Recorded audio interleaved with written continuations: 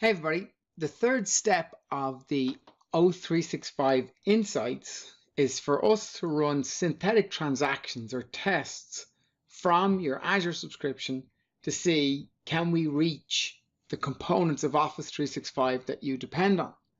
So we look to see, can we send mail, can we access Azure Active Directory, can we get onto Teams, can we access SharePoint?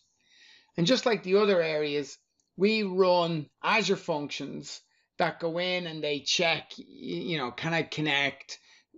And we use things like the Graph API to do kind of smart things.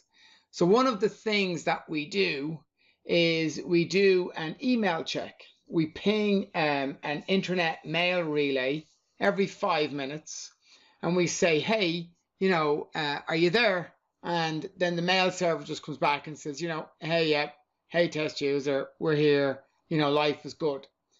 Now, just sending the email and getting it back, like, how do I know it's come back? And so we use the Graph API to open the user's, this is a test user, we open the test user's mailbox and we read every 5 minutes to see, hey, has a mail come back? And is the end-to-end mail flow working? The other things, so we do mail flow, you can see here. We look at things like our SharePoint.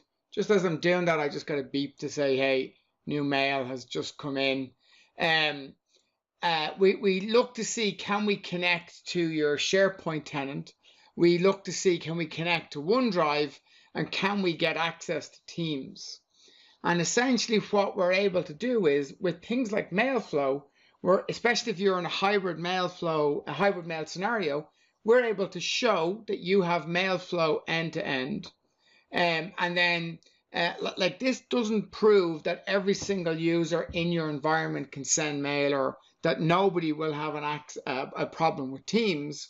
But you guys get a call, hey, someone's got a problem with email, and then straight away you can look at your board and say, well, there's mail sanitation, there's a whole bunch of stuff going on inside our mail. In the last 5 minutes, can we send mail? And you can get in and see, hey, we can see mail, or, we can get access to SharePoint. And then if you wanted to, we could expand this to sending, different test accounts for different users. If you're a global company and you want to have people in Europe and, different places, America, East Asia, we can set up an account that we know is in each location and send mail from there. In a later on demo, I'm going to take down this mailbox and you'll see our mail flow goes from 1 to 0 and we get an alert to say it's gone.